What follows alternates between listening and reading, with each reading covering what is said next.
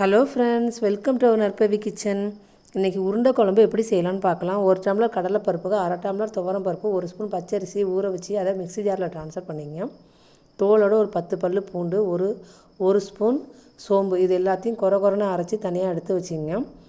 அதில் தேவைக்கேற்ப உப்பு சேர்த்துட்டு ஒரு பல்லாரி வெங்காயத்தை நைஸாக கட் பண்ணி அதோடு சேர்த்துங்க.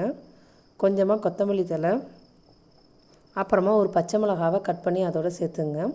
கொஞ்சமாக மஞ்சத்தூள், இது எல்லாத்தையும் நல்லா ஒன்றா மிக்ஸ் பண்ணிவிட்டு ஒரு பிளேட்டில் உருண்டையாக இந்த மாதிரி உருட்டி தனியாக எடுத்து வச்சிங்க.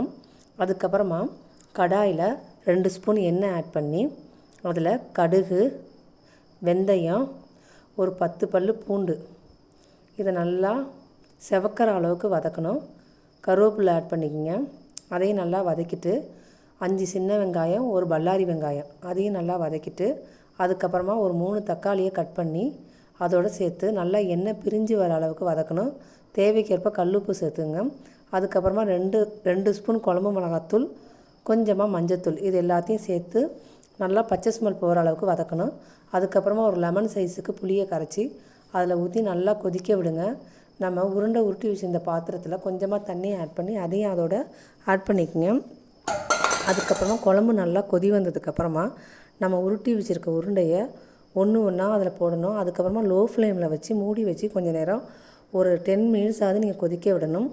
அதுக்கப்புறமா உருண்டையை ஒன்று ஒன்றா பரட்டி விடணும். நம்ம அரைச்சி வச்சுருக்க தேங்காய், சோம்பு, இது எல்லாத்தையும் சேர்த்து அரைச்சி வச்சுட்டு அதோட மிக்ஸ் பண்ணி விடுங்க. உருண்டை நல்லா வெந்ததும் கொத்தமல்லி தழையை தூவி ஸ்டவ்வை ஆஃப் பண்ணிட வேண்டியதுதான். லைக் பண்ணுங்கள், ஷேர் பண்ணுங்கள், சப்ஸ்கிரைப் பண்ணுங்கள்.